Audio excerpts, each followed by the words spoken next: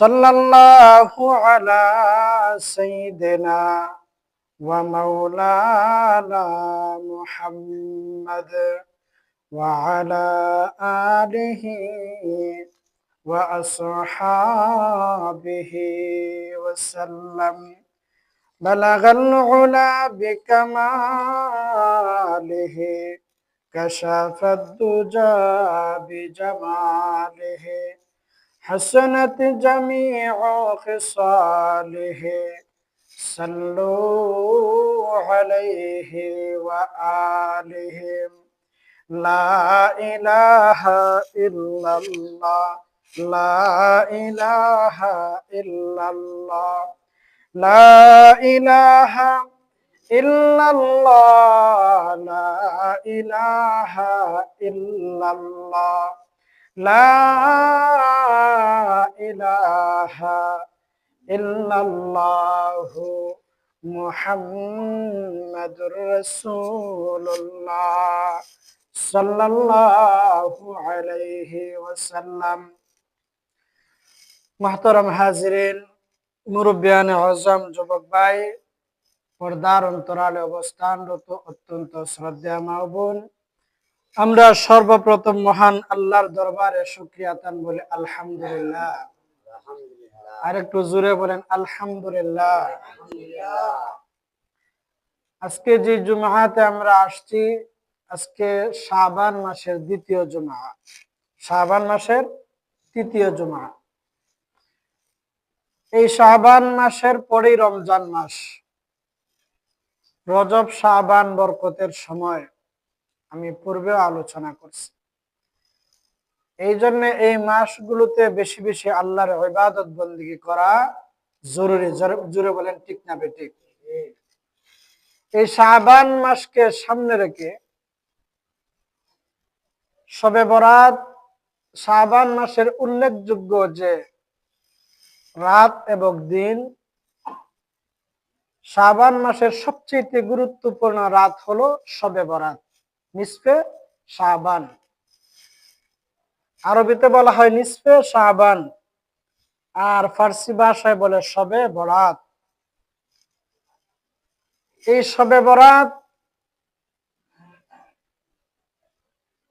বরাত সব অর্থ হলো রাত, বারাতুন অর্থ হলো মুক্তি, মুক্তির রাত। এই রাতে আল্লাহ পাক রব্বুল আলামিন অসংখ্য গণিত মানুষকে মাফ করেন। জোরে বলেন সুবহানাল্লাহ। শাবান এবং শবে বরাত নিয়ে আলোচনা করতে যাই আমি এই আলোচনাটাকে 4 ভাগে বিভক্ত করেছিলাম। প্রথম ভাগ ছিল শাবান এবং শবে বরাতের গুরুত্ব। দ্বিতীয় ভাগে আলোচনা ছিল শাবান মাসের তথা শবে বরাতে এবং তার পরবর্তী দিনে আমাদের জন্য করণীয় কি কি কাজ আমরা করব। তৃতীয় ভাগ ছিল শাবান তথা শবে বরাতে আমাদের জন্য বর্জনীয় কি। চতুর্থ অংশে হলো আল্লাহ পাক রব্বুল আলামিন এই রাত্রিতে অসংখ্য গণিত মানুষকে মাফ করবেন, কিন্তু এমন কিছু গুণাবলী আছে যেইগুলো যদি কোনো মানুষের মধ্যে থাকে তাহলে ওই মানুষকে আল্লাহ পাক রব্বুল আলামিন এই রহমতের রাত ঢালাও ভাবে আম ভাবে মাফের রাত্রিতেও আল্লাহ ক্ষমা করবেন না। জোরে বলেন নাউজুবিল্লাহ। এখন এই আলোচনার দৃষ্টিকোণ থেকে আমি দেখলাম যে চতুর্থ ভাগের আলোচনাটা আগে জানা আমাদের জরুরি। জোরে বলেন ঠিক না বেঠিক? কারণ এই রাত্রিতে আল্লাহ রাসূল বলছেন যে বনি কালবের ছাগলের লোম সমপরিমাণ বা তার চাইতেও বেশি নারী পুরুষকে আল্লাহ মাফ করবেন, কিন্তু এই মাফের রাত্রিতেও কিছু মানুষকে মাফ করবেন না। এখন এই দোষ যদি আমার মধ্যে থাকে তাহলে তো শবে বরাত আসার আগেই শুধরানো উচিত। জুড়ে বলেন ঠিক না বেঠিক?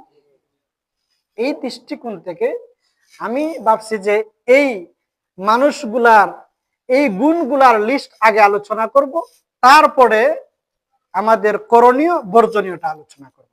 আপনারা কি বলেন, একমত আছেন আমার সাথে? এবার আসুন, আল্লাহ পাক রব্বুল আলামিন অসংখ্য করে তো মানুষকে মাফ করবেন ঢালাও ভাবে। অনেক সময় দেখছেন না, বিভিন্ন রাষ্ট্রপ্রধান সরকার অনেক অপরাধীদেরকে দীর্ঘদিন থাকার পরে ঢালাও ভাবে মাফ করে দেয়, আছে না এরকম?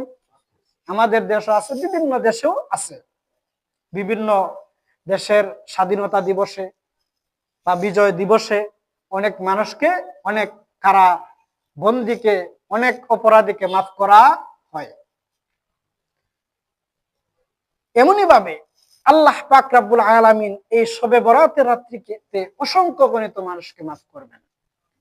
কিন্তু কিছু মানুষ আছে যাদের মধ্যে এমন কিছু গুণাবলী, যে গুণের কারণে এই আমভাবে মাফ হওয়ার পরেও, এত রহমত বরকতে থাকার পরেও আল্লাহ এদেরকে মাফ করবেন না। জোরে বলেন নাউজুবিল্লাহ। আল্লাহ রাসূলের এক হাদিসে বলেন, আন আবি মুসা আশআরী রাদিয়াল্লাহু তাআলা আনহু আনিন নবী সাল্লাল্লাহু আলাইহি ওয়াসাল্লাম, ইন্নাল্লাহা তাআলা লা ইয়াতলুউ ফি লাইলাতিন নিসফি মিন শাবান ফায়াগফিরু লিজামি'i খালকিহি ইল্লা লিমুশরিকিন আও মাশাহিনিন।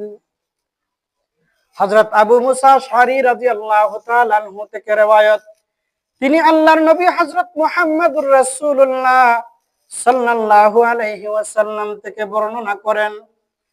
তিনি বলেন, আল্লাহর রাসূল সাল্লাল্লাহু আলাইহি ওয়াসাল্লাম বলছেন, শবে বরাত তথা নিসফে শাবানের রাত্রিতে আল্লাহ পাক রব্বুল আলামিন তার বান্দাদের প্রতি এক বিশেষ দৃষ্টি নিবন্ধন করবেন, বিশেষ দৃষ্টি দিবেন, বিশেষ রহমতের দৃষ্টিতে তাকাবেন। কেন তাকাবেন? ফায়াগফিরু লিজামি'i খালকিহি, আল্লাহর যত সৃষ্টি আছে সমস্ত সৃষ্টিকে আল্লাহ মাফ করবেন। ইল্লা লিমুশরিকিন আও মাশাহিনিন, নবী বলেন সমস্ত সৃষ্টি জীবকে, সমস্ত নারী পুরুষ জিন ইনসানকে আল্লাহ মাফ করবেন। এর মধ্যে এমন কিছু গুণে গুণান্বিত মানুষ আছে যাদেরকে আল্লাহ পাক রব্বুল আলামিন এই মুক্তির রাত্রিতেও আল্লাহ মাফ করবেন না। এরা কারা? আল্লাহ রাসূল বলেন, লিমুশরিকিন, এক নাম্বার হলো মুশরিক, এক নাম্বার কে? মুশরিক। দুই নাম্বার হলো আও মাশাহিনিন, অথবা হিংসুটে, হিংসা বিদ্বেষ পোষণকারী। এই হাদিসের ব্যাখ্যায় দারুল উলুম দেওবন্দের সিনিয়র মুহাদ্দিস আল্লামা রায়ফত কাসিমি রাহিমাহুল্লাহ, উনার এক কিতাবের মধ্যে এই হাদিসের ব্যাখ্যা সাপেক্ষে প্রায় ৯ ধরনের মানুষ, ৯টা গুণে গুণান্বিত মানুষদেরকে আল্লাহ মাফ করবেন না। জোরে বলেন নাউজুবিল্লাহ। কয় প্রকার? ৯ প্রকার। ওনার কিতাবে বিভিন্ন আরো অন্যান্য কিতাব তত্ত্ব তালাশ করে আমি পেয়েছি প্রায় ৯ প্রকার মানুষকে, গুণে গুণান্বিত নারী পুরুষকে আল্লাহ এই মুক্তির রজনীতেও মাফ করবেন না। আচ্ছা বলেন তো, এদের পরিচয় জানা দরকার আছে কিনা? আমার মধ্যে, আপনার মধ্যে কোনো এই দোষ যদি থাকে, এটা শুধরানো উচিত কিনা? এখন এই আলোচনা করতে যাইয়া যদি কারো মধ্যে এই গুণ থাকে, তিনি যদি মনে মনে কষ্ট পান, এটা কি উচিত না অনুচিত? কাউকে কষ্ট দেওয়া কি আমাদের উদ্দেশ্য, না শুধরানোর উদ্দেশ্য? শুধরানোর উদ্দেশ্যে আলোচনা। জোরে বলেন কি উদ্দেশ্যে? শুধরানোর উদ্দেশ্যে। এবার আসুন আমরা সংক্ষেপে, বিস্তারিত বলার সময়ও নাই, সুযোগও নাই, সংক্ষেপে এদের পরিচয় জানবো। এক নাম্বার হলো মুশরিক। এক নাম্বার কে? মুশরিক। যারা শিরিক করেন। শিরিকের বিভিন্ন ধাপ আছে, সংক্ষেপে বলতেছি। শিরিকের এক পর্যায় হলো আল্লাহর জাতের সাথে শিরিক করা। আল্লাহর জাতের সাথে শিরিক করা, আল্লাহর জাতের সাথে শিরিক করা। যেমন কি আল্লাহ এক, আল্লাহ কয়জন? একজন। আল্লাহ কয়জন? একজন। কুল হুয়াল্লাহু আহাদ আল্লাহুস সামাদ লাম ইয়ালিদ ওয়া লাম ইউলাদ ওয়া লাম ইয়াকুল লাহু কুফুয়ান আহাদ। আল্লাহ হলেন এক। আল্লাহ কারো থেকে জন্মগ্রহণ করেন নাই, আল্লাহ কাউকে জন্ম দেন না, আল্লাহ কারো দিকে মুখাপেক্ষী নন।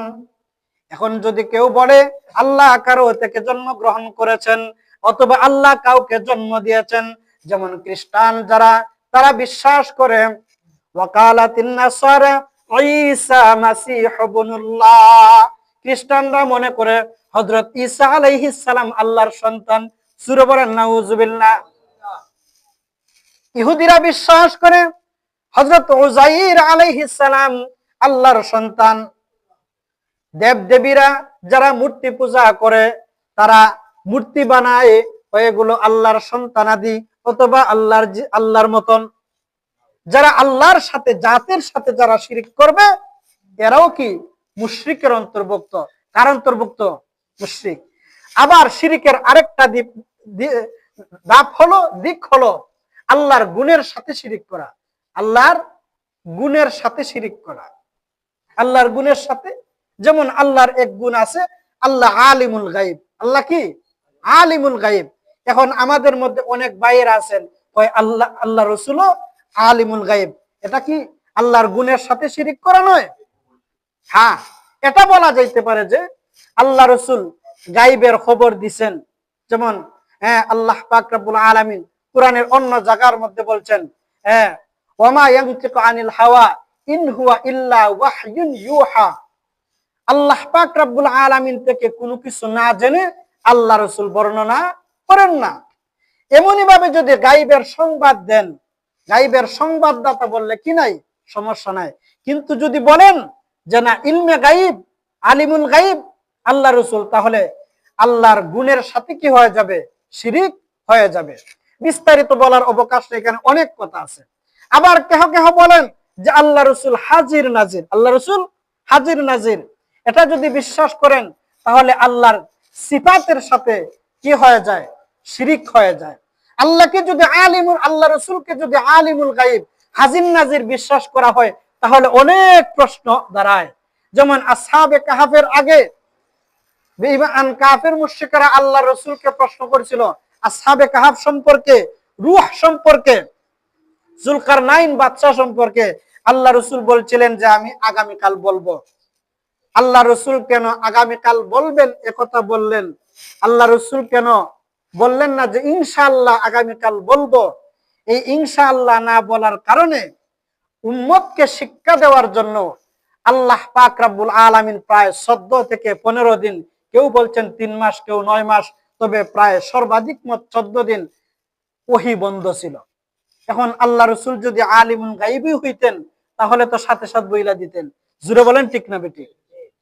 ইফকের ঘটনা, হযরত আয়েশা সিদ্দিকা রাদিয়াল্লাহু তাআলা আনহা কে অপবাদ দেওয়া হয়েছিল। লম্বা কথা, সেদিকে যাব না।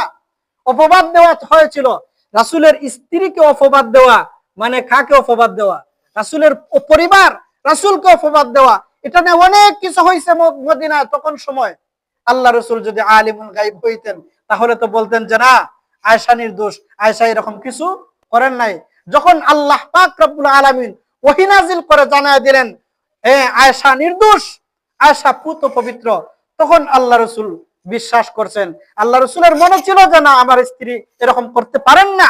তারপরে তো একটা অপবাদ, যখন আল্লাহ আয়াত নাজিল করে জানায় দিলেন তখন পরিষ্কার হয়ে গেল, তখন আর কারো কিছু বলার সুযোগ থাকে নাই। এই জন্য আলিমুল গায়ব এবং হাজির নাজির এইগুলো বিশ্বাস করলে অনেক প্রশ্ন দাঁড়ায়। জুড়ে বলেন ঠিক না বেঠিক? তাহলে একটা হলো আল্লাহর জাতের সাথে শিরিক করা, 2 নাম্বার হলো আল্লাহর সিফাতের সাথে শিরিক করা, 3য় নাম্বার হলো আল্লাহর ইবাদতের মধ্যে শিরিক করা। কিসের মধ্যে? ইবাদতের মধ্যে শিরিক করা। ইবাদতের শিরিকের অনেক ধাপ, এর মধ্যে অন্যতম হলো এই যে আমরা বিভিন্ন জায়গায় দেখবেন আপনার মাজারে গিয়ে সেজদা করে কিনা?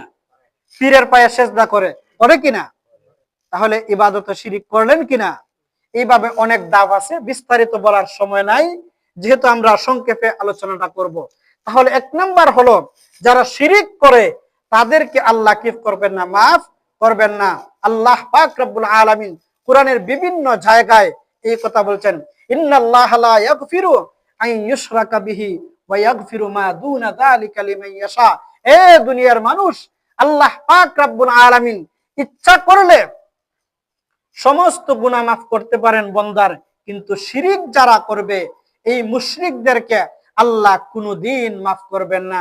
জোরে বলেন নাউজুবিল্লাহ। তাহলে এক নাম্বার কারা পাইলাম? যারা শিরিক করে। যারা কি করে? শিরিক, মুশরিক যারা, এরা আল্লাহর মাফ পাইবে না। এখন শিরিক তো আমরা অনেক নামী মুসলমান, নামী ইমানদার অনেকে শিরিক করি না? করি। কেমনে কেমনে করি এটা বলার আজকে সময় নাই। 2 নাম্বার হলো হিংসা বিদ্বেষ পোষণকারী। এটা কিন্তু যদিও আমরা ছোটখাটো ভাবে দেখি, কিন্তু এটা মারাত্মক। হিংসা বিদ্বেষ যারা পোষণ করে, মুমিন মুসলমান ভাইয়ে ভাইয়ে হিংসা পোষণ করে, দেখবেন একজন একজনের মধ্যে রেষারেষি, একজন একজনরে তার একজনে ধরেন একটা কিছু বলছে, তারে তার প্রতিশোধ নিতে পারে নাই, এই জন্য হিংসা প্রবণ হইয়া কথাবার্তা বন্ধ, চলাফেরা বন্ধ, সুসম্পর্ক বন্ধ হয়ে যায়। এই জন্য হিংসা বিদ্বেষ পোষণ করা যাবে না। আল্লাহ বলেন, খুযিল আফওয়া ওয়া'মুর বিল উরফি ওয়া আ'রিদ আনিল জাহিলিন। আল্লাহ বলেন, খুযিল আফওয়া, হে আমার বান্দারা, তোমরা ক্ষমা করার অভ্যাস গ্রহণ করো। কিসের অভ্যাস? আপনার একজন একটা কিছু বলছে, আপনি তার কি কইরা দেন? ক্ষমা কইরা দেন, মাফ করে দেন। দেখবেন তার প্রতি হিংসা রাখবেন না, বিদ্বেষ রাখবেন না, প্রতিশোধ পরায়ণ হইবেন না। দেখবেন আপনার নিজেরও শান্তি লাগবে, নিজেও ভালো থাকবেন, পরিবার সমাজও ভালো থাকবে। এই জন্য কি করা? হিংসা বিদ্বেষ পোষণ না করা গেল একটা, 2টা। 3 নাম্বার হলো আপনার আত্মীয়তার সম্পর্ক যারা ছিন্ন করেন। কিসের সম্পর্ক? আত্মীয়তার সম্পর্ক। আত্মীয়তার সম্পর্ক যারা ছিন্ন করেন এদেরকেও আল্লাহ পাক রব্বুল আলামিন এই রাত্রিতে মাফ করবেন। আত্মীয়তার সম্পর্ক কিভাবে? যেমন আপনার রক্তের সম্পর্ক, আপনার ভাই, ভাতিজা, চাচা, রক্তের সম্পর্ক আছে, মা বাবার দিক দিয়ে সম্পর্কিত আত্মীয়তা আছে। এই যে আত্মীয়তার সম্পর্ক, দেখবেন সামান্য কিছু বিষয় নিয়ে মানুষের মধ্যে অনেক বড় কিছু ইস্যু তৈরি হয়ে যায়, তখন মানুষ তার আত্মীয়তার সম্পর্ক কি করে দেয়? ছিন্ন করে দেয়। আত্মীয়তার সম্পর্ক যারা ছিন্ন করে এরা অত্যন্ত জুলুম এবং অত্যন্ত বড় অন্যায় করে। কি ধরনের অন্যায়?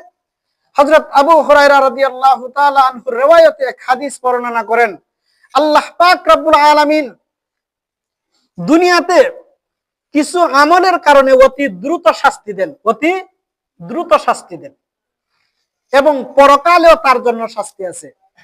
এই গুণগুলোর মধ্যে অন্যতম গুণ হলো যারা আত্মীয়তার সম্পর্ক ছিন্ন করে। যারা আত্মীয়তার সম্পর্ক ছিন্ন করে এদেরকে আল্লাহ দুনিয়াতে দ্রুত শাস্তি দেন।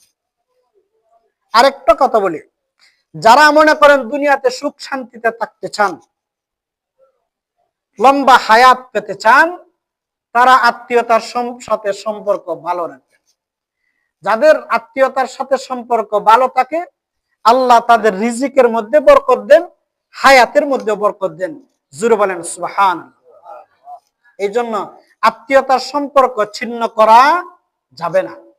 হযরত আবুল আইস সামারকান্দি রাহিমাহুল্লাহ উনার কিতাবে উল্লেখ করেছেন, হযরত আব্দুল্লাহ ইবনে মাসউদ রাদিয়াল্লাহু তাআলা আনহু একদিন ফজরের নামাজের পরে মজলিসের মধ্যে বসছেন।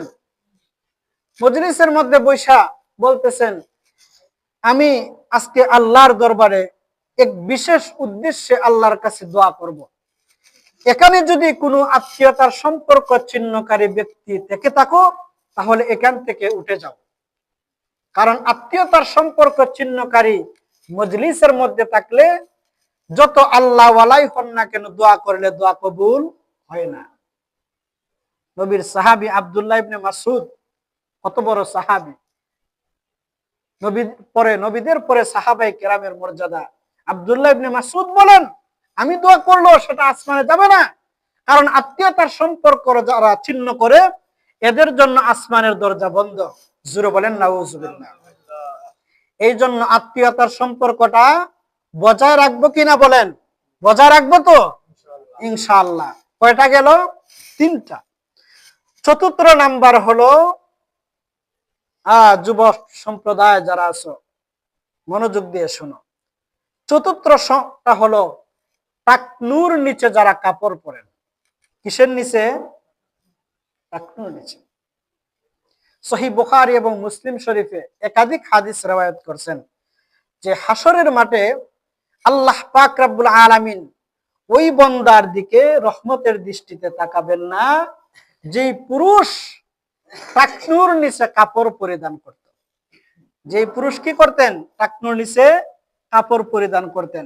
দেখবেন অনেকে প্যান্ট পরি, আমরা অনেকে লুঙ্গিও পরি, টাকনুর নিচে দেখা যায় এমন ভাবে পরে রাস্তাঘাট ফুইরা যায়। জোরে বলেন ঠিক না বেঠিক?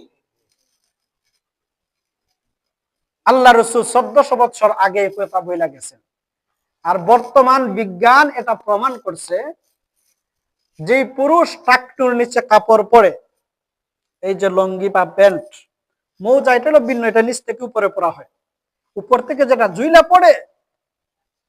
যে পুরুষ টাকনুর নিচে কাপড় পরিধান করে তার ফিজিক্যাল অনেক সমস্যা হয়। ফিজিক্যাল কি হয়?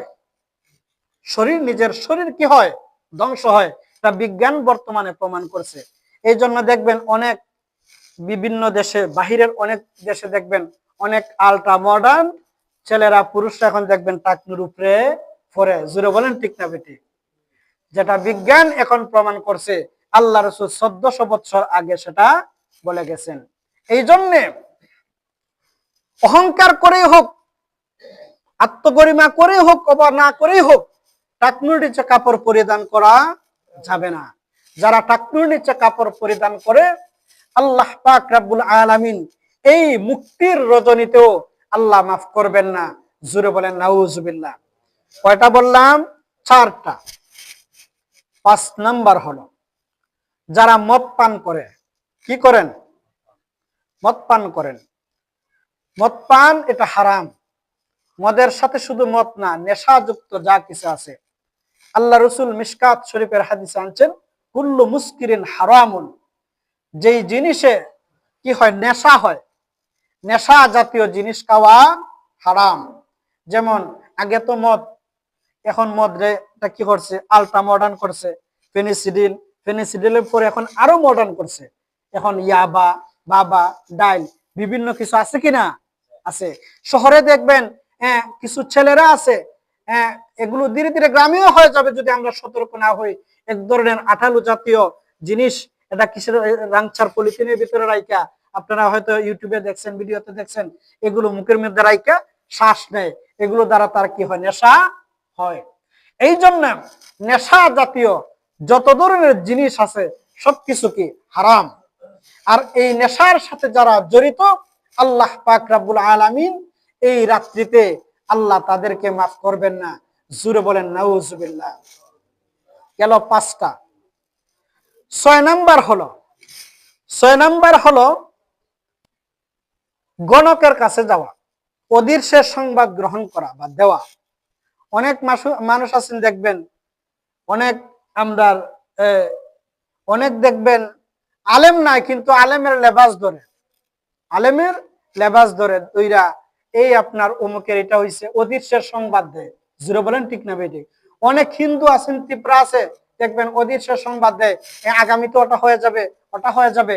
এই যে অদৃশ্যের যারা সংবাদ দেয়, এই সংবাদ গ্রহণকারী এবং সংবাদ দেয় যারা, তাদের কাছে যারা যায়, এদেরকেও আল্লাহ পাক রব্বুল আলামিন এই মুক্তির রজনীতে মাফ করবেন না।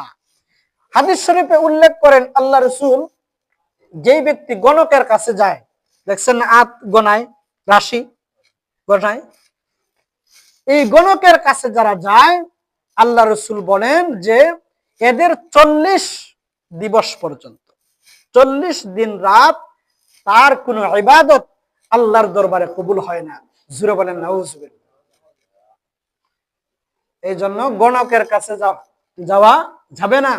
যারা গণকের কাছে যায় এই গণকের সাথে যাদের সম্পৃক্ততা, কানেক্টিভিটি, এদেরকে আল্লাহ পাক রব্বুল আলামিন এই মুক্তির রজনীতেও মাফ করবেন না। কয়টা গেল? 6টা। 7 নাম্বার হলো মা বাবার অবাধ্য সন্তান। কার অবাধ্য সন্তান?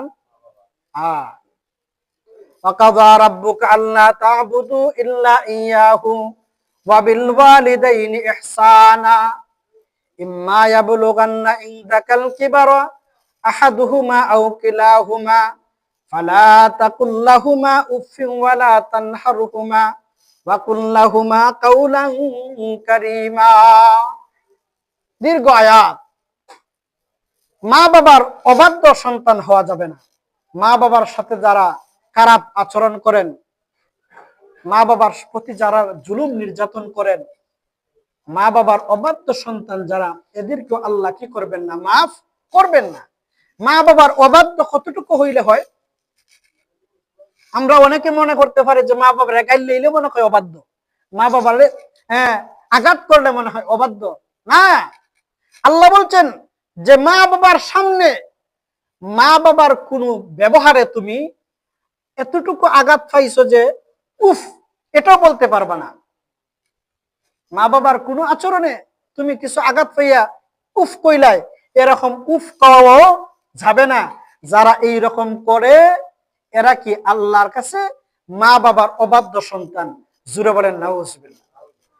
বিস্তারিত বলার অবকাশ সময় যেহেতু নাই, কারণ আমরা এই 9টা গুণের কথা আলোচনা করতে যাইয়া, এই জন্যে মা বাবার অবাধ্য যারা আছেন, মা বাবার সাথে বিভিন্ন কারণে যারা মা বাবাকে কষ্ট দিচ্ছেন, মা বাবার কাছ থেকে কি নেওয়া দরকার? মাফ নেওয়া দরকার। যদি মা বাবার কাছ থেকে মাফ না লন, শবে বরাতের রাত সারা রাত সেজদাত পড়ে থাকলেও আল্লাহ মাফ করবেন না। এই জন্য মা বাবার হক আদায় করা, মা বাবার সাথে কি করা? সুসম্পর্ক বজায় রাখা। সংক্ষেপে বললাম, কয়টা গেল? 7টা। 8 নাম্বার হলো যারা জিনা ব্যভিচারের সাথে লিপ্ত। কিসের সাথে লিপ্ত? জিনা ব্যভিচারের সাথে যারা লিপ্ত। যুবক সম্প্রদায় ভালো করে বুঝো, জেনে রাখো, আজকে তো এগুলো ইজিলি বিষয় হয়ে গেছে। যারা জিনা ব্যভিচারের সাথে সম্পৃক্ত, কত বড় অন্যায়। আল্লাহ রাসূল বলছেন, যখন কোনো মানুষ জিনা ব্যভিচারে লিপ্ত হয়, তখন তার ঈমানটা বের হয়ে যায়। ঈমানটা কি হয়ে যায়? বের হয়ে যায়। একজন মুমিন যখন জিনার কাজে লিপ্ত হয়, ব্যভিচারের কাজে লিপ্ত হয়, তখন তার ঈমান বের হয়ে যায়। ঈমানটা বের হয়ে তার মাথার উপর ঝুলতে থাকে, কাজুল্লাহ, মাথার উপর ঝুলতে থাকে। সে যখন ব্যভিচার থেকে ফারিক হয়, ব্যভিচার কাজ যখন শেষ হয়ে যায়, তখন ঈমানটা আবার তার ভিতরে ঢুকে। তবে ঢুকে কেমনে? আল্লাহ রাসূল বলেন, আগে ঈমান বাড়ার সময় যেই রকম পাওয়ার শক্তি ছিল, আবার যখন তার ভিতরে ঢুকে, তখন সেই শক্তি আর ক্ষমতা ঈমানের থাকে না। এখন সাপোজ মনে করেন, কোনো মানুষ যদি এই অন্যায় কাজের সময়ে মারা যায়, তখন তার ঈমান লইয়া মরলো না ঈমান ছাড়া মারা গেল? আর যারা ঈমান ছাড়া মৃত্যুবরণ করে, তার ঠিকানা কোথায়? চিরস্থায়ী জাহান্নাম। কোথায়? চিরস্থায়ী জাহান্নাম। এই জন্য যুবক সম্প্রদায় আজকে এই রোগে সয়লাভ। আল্লাহ পাক রব্বুল আলামিন যেন আমাদের সবাইকে এই ধরনের গুনাহ থেকে বাঁচান। সবাই বলেন আমিন। এই জন্য গুনার কাজে এই জিনা ব্যভিচার করা যাবে না। যারা জিনা ব্যভিচারের সাথে সম্পৃক্ত, আল্লাহ পাক রব্বুল আলামিন এই মুক্তির রাত্রিতেও আল্লাহ কি করবেন না? মাফ করবেন না। গেল কয়টা? 8টা। 9 নাম্বার হলো অন্যায় ভাবে হত্যাকারী বা জুলুমকারী। অন্যায় ভাবে হত্যাকারী বা জুলুমকারী। অন্যায় ভাবে আমরা জুলুম করি কিনা?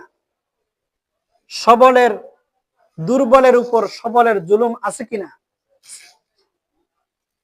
দুর্বলের উপর সবলের জুলুম বিভিন্ন ভাবে, কথার মাধ্যমে হয়, কাজের মাধ্যমে হয়, ব্যবহারের মাধ্যমে হয়, চলাফেরার মাধ্যমে হয়। জুড়ে বলেন ঠিক না বেটি? এক বেচারা দুর্বল পাইয়া তারে তাপ করে একটা মেরা দিলেন, গালিগুলুস করলেন, তাহলে অন্যায় করলেন কিনা? অথবা একজন এতিম, অথবা তার লাঠি সুটা তো নাই, প্রভাব নাই, কিছু জায়গা জমি আছে, এখন আপনি দখল করে লইলা, একদিন এক কুদাল দুই কুদাল করে করে দখল করলেন, অন্যায় করলেন কিনা? অন্যায় করলেন। ওই ব্যক্তি যতদিন পর্যন্ত আপনাকে মাফ না করবে ততদিন আল্লাহ মাফ করারও সুযোগ নাই। জোরে বলেন নাউজুবিল্লাহ। এই জন্য অন্যায় ভাবে কারো প্রতি জুলুম করা যাবে না। আবার অন্যায় ভাবে হত্যা তো এটা আরো জঘন্যতম অপরাধ। অন্যায় ভাবে যারা হত্যা করে এরা এরা যদি এই হত্যা যদি, আল্লাহ তো হারাম করছেন শুধু জিহাদের ময়দান ছাড়া অন্যায় ভাবে হত্যা করা এটা হারাম। অনেকে দেখবেন আত্মঘাতী বোমা হামলা করে, এটা ইসলাম কোনদিন সাপোর্ট করে না, ইসলাম এইগুলোর সমর্থন করে না। এই জন্য এই অন্যায় ভাবে যারা হত্যা সাথে জড়িত, জুলুমের সাথে জড়িত, এদেরকে আল্লাহ কি করবেন না? মাফ করবেন না। এই অন্যায় ভাবে হত্যা জুলুম ইদানিং একটু দেখা যায় কিনা? গত কয়েকদিন আগে এইগুলা বললে তো মানুষ কয় রাজনীতি আলোচনা হয়ে যায়। গত কিছুদিন আগে একজন এই যে বাঙ্গারির ব্যবসা করত, বাঙ্গারির ব্যবসা, তারে কি নির্মম ভাবে হত্যা করা হলো, নির্মম ভাবে হত্যা করা হলো। এই যে বর্বর যুগে পাথর দিয়া, যেমন জাহিলি যুগে মানুষ মানুষকে খুন করত, হত্যা করত, পাথর দ্বারা আঘাত করে করে হত্যা করছে। সুরে বলেন ঠিক না বেঠিক? এইভাবে অন্যায়ের সাথে যারা জড়িত, অন্যায় হত্যায় যারা জড়িত, লিপ্ত, প্রশ্রয়দাতা, আশ্রয়দাতা, আল্লাহ কাউকে মাফ করবেন না। এই জন্য এই যে 9টা কথা বললাম, 9টা গুণের কথা, যদি আমাদের কারো মধ্যে থাকে তাহলে এগুলো এই শবে বরাতের আগে কি করা আমাদের শুধরানো উচিত কিনা? উচিত। যদি আমরা না শুধরাই, কারণ এই শবে বরাতের রাত্রিটা আল্লাহ আম ভাবে মানুষকে মাফ করবেন, আম ভাবে। আল্লাহ এই দিন বান্দাকে ডাকবেন রহমতের দৃষ্টি দিয়া, কে আসো? আলা আমি মুস্তাগফিরিন ফাগফিরা লাহু, আলা আমি মুস্তারজিকিন ফারজুকাহু। আমার কাছে মাফ চাও, আমার কাছে মাফ চাও, আমি মাফ করে দিব। আমার কাছে ক্ষমা চাও, আমি ক্ষমা করে দিব। আমার কাছে রিজিক চাও, আমি রিজিক দিব। এভাবে এই দিন এই রাত্রিতে ঢালাও ভাবে দেওয়া হবে। এই রাত্রিতেও যদি আমরা মাফ না পাই তাহলে এর চাইতে হতভাগা আর কেউ আছে? আর নাই। এই জন্য আল্লাহ পাক রব্বুল আলামিন যেন আমাদের সবাইকে, যেহেতু সময় কম আজকে জানাজা আছে, আলোচনা আর লম্বা করলাম না, আল্লাহ যেন আমাদের সবাইকে এই ধরনের অপরাধ থেকে হেফাজত করেন। আর কারো মধ্যে যদি এই ধরনের গুণাবলী থেকে থাকে, আল্লাহ যেন আমাদেরকে শুধরানোর ব্যবস্থা করে দেন, শুধরানোর